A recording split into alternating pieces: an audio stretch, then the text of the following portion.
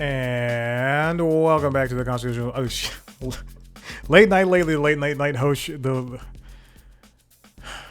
your host, Chad White. If you didn't know, this is the Late Night Show podcast for the website, cpluscomedy.com. Like I said, it's the website. Go there. Welcome back. I'm being very frank with you. I'm making pizza dough. I have like 15 minutes.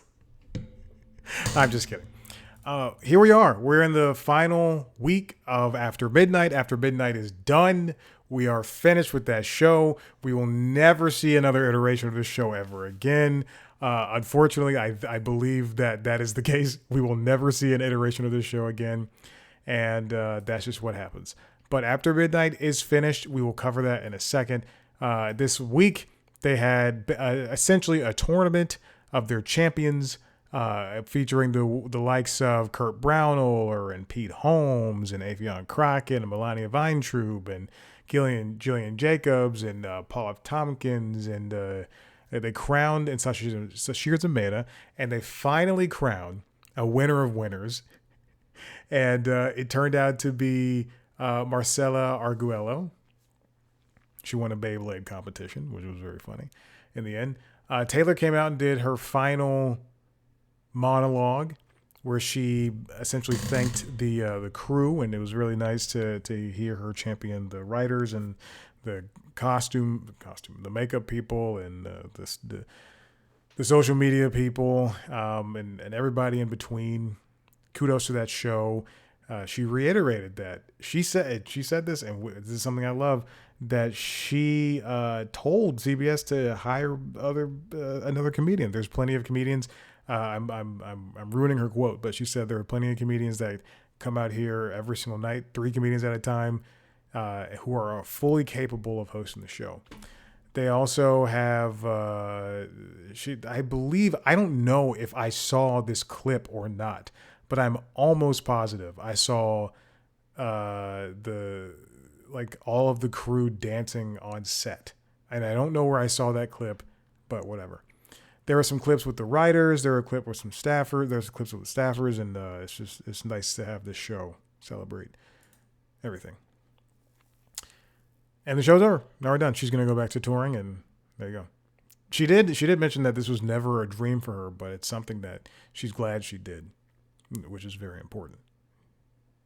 She's glad she did it. She didn't know she wanted to do it, and she did it, and she enjoyed her time doing it. She just so happens to enjoy touring better. Now, I don't know if Colbert even referenced it. You know, whenever you watch these late night shows, how often do you watch until the very, very, very end where they're saying goodbye and stay tuned for the next show? But Steven this week had on, let's see, who do you have on? Oh my goodness. The Doobie Brothers, which was a fantastic performance. I loved watching the Doobie Brothers perform. William Shatner and Neil deGrasse Tyson. I'm sure that was a great panel. Cyndi Lauper, Nicole Wallace, Coleman Domingo, the cast of Slow Horses, John C. Reilly, Ava Victor. Yeah, that was what he had on this week. That's who he had on this week. Let's go on to the Tonight Show. These are all out of order. I have yet to pull the links that I wanted, so I'm not referencing them at all. Mark Maron, Journey Smollett, Tommy Brennan did stand-up comedy. Julianne Moore was there. Marina performed. Michelle Monaghan, looking fine as ever, was there. Gerard Butler, Yakov Smirnoff did some stand-up. Antonia Gentry, looking fine as ever. Edward St. Aubin, Orlando Bloom, Weird Al Yankovic, Robert De Niro, Liz Glade. Oh, no, excuse me. That was last week. Okay, and that was this week's things. Walton Goggin also popped up and some sort of video with Walmart. If you haven't seen those Walton Goggin commercials for Walmart, he's essentially playing every character he's played in the Danny McBride shows. But I'm really thinking, is this him? Because he's speaking in the same cadence, which is very funny. Henry Winkler, Monica Barbero, Joe McHale, they were on Late Night with Seth Meyers, along with Nico Parker and Atsuko Akatsuka. And Conan O'Brien was there as well, Jenny Slate, Jeff Goldblum, and Jason Isaacs. It was a banner week for late night over there with Seth Meyers. The Conan interview was fantastic. I don't know what people wanted from that, but what I wanted was just these two people, these two great funny comedians sitting down and talking to one another. Jimmy Kimmel Live had a good week. It's what's wonderful about Kimmel is, especially in a time like right now, he's the only host that's based in LA. So when they have, these quote unquote riots happening in Los Angeles, he can send somebody like his announcer Lou out there to say, to see that there's really 40 or 60 people just kind of standing there with signs, chanting and singing together. And then there's a big military installation like next door. That's what happened on this latest episode of Jimmy Kimmel Live. And it's wonderful to, have the truth right in front of you. He had on Arnold Schwarzenegger for an extended segment to talk about what's happening in Los Angeles. And it's great to have that. Bella Ramsey, the Smartless Gang, Arnold Schwarzenegger, Amy Lou Wood, Sam Rockwell, and Glennon Doyle all were there as well. Valerie June played music. We're getting a lot less music with Kimmel now. It's getting kind of strange. I want to see music all over late night. I want to see music and comedy. The Smartless guys, I believe they have a new business venture, and if I'm not mistaken, it's a cell phone company. Let me see what it is. I think it is a cell phone company. Smartless Mobile. Oh my goodness. Smartless Mobile. What in the world? Let me type in my address. Yep, that's my address. Thank you, Google, for remembering things. Check coverage. Great news, you're covered. That's all it says. It doesn't have a map. It just says great news, you're covered. Bring your phone, no contracts, 5G included, wallet-friendly plans. No, but thank you for the offer. I already have Google Fi, and we're great. They have an app. You can't click through on it. You can't click through on the app. Why are they doing this? Okay. This isn't late night, but this is insane. What is the coverage map? And whose radio towers are they using? What network does Smartless Mobile use? It uses T-Mobile 5G. Well, that explains a lot. I can't tell you how little I want to use something like this. Let's see. Samsung S21 series. Yeah, obviously it uses my phone. Yeah, of course you can use my phone. What? Let's see. 5 gigabytes, $15 per month. I'll tell you what. It's much better than what I get with Google Fi. I don't know any plans that don't have unlimited talk and text. I get a price lock, 30 gigabytes for $30. It's $1 per gigabyte. That is about on par with Google Fi. No charge, international calling. Yeah, but I can also roam internationally with Google Fi. It's great. The one time I left the country, I went to Canada, and I was able to still make phone calls and do texts for free, baby. All right. Also moving on. Last week tonight, John talked about med spas, which was a great change in pace. And this week on The Daily Show, Stephen A. Smith was the guest with Jon Stewart. It's just two annoying people who don't need to have microphones. Although this week John did lambast ABC for firing Terry, what's his face, the reporter who said Trump was being a hater, a world-class hater. That's an insane. It's because they don't want to catch heat for more excuses to be sued by Trump. The ABC and CBS weak. They're weak. Bryan Cranston was there. Desi Lydic hosted. Atsuko Okasuka was there as well. Troy Iwata did a great piece on how corporations hide their pride. And then, did I miss something? Oh, Greg Kilborn narrated a Stephen A. Smith piece. Wow, I did not watch last night's episode, so I did not see that. That's fun. All right, let's move on. After midnight ended, it just kind of ended. The pomp and circumstance was there.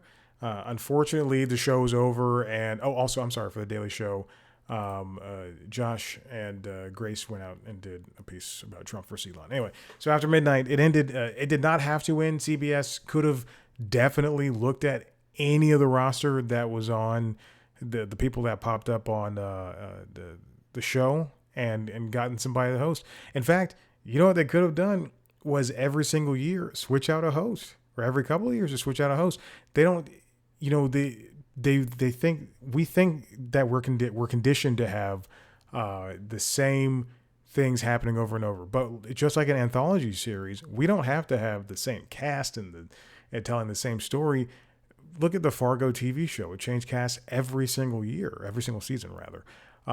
Look at every. I mean, I know Ryan. This is moot, but Ryan Murphy's shows, they use the same cast, but it's often different stories. So why not just have a different host and let people have their kind of like their own version of the show? I understand why they didn't do it, but canceling a show and saving $1 million. I mean, come on. Taylor probably didn't make that much. I know for a fact the writers and everybody else didn't make that much, but it was a paying job, which is what's important. Speaking of new other shows, Kate Arthur over at Variety wrote about Andy Cohen setting a new 3-year extension with NBC Universal, and also his show Watch What Happens Live has been renewed for 2 years. Andy Cohen has been a big fixture in terms of Bravo, and I didn't know this. He's a producer, an EP on the Real Housewives franchise. So good for him. Good for him making that money. He's going to continue that, and we're all happy for him. Sometimes, periodically, not all the time, but periodically, Watch What Happens Live will have on a guest that I like, and I'll watch a clip on YouTube, and that is the most of Andy. I would like to see more Andy Cohen besides New Year's, but that's the most of Andy Cohen I get because I'm not a fan of the Housewives franchises. All right, this next story, hang in there a little bit because it's the reason I'm bringing it up because the following story is going to be important.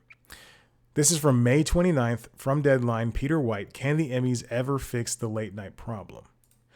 The Emmys have had this kind of dismissal of what late night is and what shows belong where. They've been trying to rejigger how they're going to work this the shows in there, and shows like The Late Show with Stephen Colbert and The Daily Show, Jimmy Kimmel Live, Late Night with Seth Meyers, Last Week Tonight with John Oliver, Tonight Show with Jimmy Fallon, Saturday Night Live. Those are all considered late night shows, and there have been so many rule changes and category swaps, as Peter White here says, that there's in nomination reductions that it's really affected how the shows go where. The late show with James Corden just won all of the Emmys for 5 years and on and off, and Last Week Tonight moved into a new category, and it was Outstanding Scripted Variety Series, which was competing against SNL last year, and the talk category was reduced to only 4 nominations. It seems as though they don't know, the Television Academy doesn't know what it wants and doesn't know how to count the shows that are explicitly late night and then the shows that are kind of late night adjacent. Shows like Watch What Happens Live with Andy Cohen and Real Time with Bill Maher, and now CNN's Have I Got News for You and Very Important People, which is from Dropout. And then speaking of online stuff, there's also Sean Evans' show Hot Ones. These are all considered talk shows. Since they're not daytime shows, there's only other place they can go. It's late night shows. Other trades have reported that BBC America's The Graham Norton Show was submitted, but Deadline understands that this is not true. There are also rumors that Televisa Univision owned network Unimas has submitted Spanish language panel show Sientes Quien Pueda, but it has in fact been submitted for the daytime Emmys. Anyway, that's 12 shows between the late night shows and the shows I just recently talked about. It's crazy, and also how are these shows, instead of being bounced around between the different categories and genres, how are these shows supposed to be considered? Because you wouldn't take a show, like, even though The Bear is a half-hour dramedy that harkens more back on the drama side, you wouldn't be able to, switch it back and forth between genres, taking it to reality, taking it to drama, taking it to news Emmys. So in that case, how are we able to do this with these late night shows? And is campaigning becoming harder for the late night hosts? Right now, I saw a video on the Stephen Colbert's Late Show's YouTube page that says, for your consideration, then that's for the Emmys. Seth, has been popping up all over the place, not including on Jimmy Kimmel's show, to promote himself, basically to campaign for himself for the Emmys. Kimmel campaigns for the Emmys. It's crazy, and now, is this, especially with this next story coming up, is this something that makes sense? This comes from Deadline. Again, written by Peter White. Late night talk show Emmy category. That pause was me looking at the recorder, seeing if I saw something. Late night talk Emmy category reduced to 3 nominations. So we have 12 shows. 1 show is going off the air. So really, we have 11 shows that are all going to be vying for now 3 slots. It used to be 5. Last year was 4. This year it's 3, which is something that these now there's 13. People should not have to be fighting over. Oh, because everybody's John Mulaney show. Yeah. What's going to happen? The submissions now are over the top. Not over the top, but there's so many submissions that they have to open it up to 5. But it's crazy that shows like The Daily Show and Kimmel and Colbert can all be nominated and win in Last Week's Night and win year after year. But where does that leave shows like Seth Meyers' show that is loads better than those shows? Even with shows like The Late Late Show with James Corden ended, Conan ended, Desus and Mero ended, they have not been replaced. And there's no chance of them being replaced because this is kind of a dead genre. The submissions this year are The Daily Show, Everybody's Live with John Mulaney, Peacock's Heart to Heart. That's new. Have I Got News for You? Hot Ones, Jimmy Kimmel Live, Late Night with Seth Meyers, The Late Show with Stephen Colbert, Midnight Snack with Julie Chan, The Tonight Show starring Jimmy Fallon, Very Important People, Real Time with Bill Maher, and Watch What Happens Live. The surprise submission is that Midnight Snack with Julie Chan, but that should have really with 14 shows as opposed to 13. I really originally said it should really bolster an additional slot in the nomination process.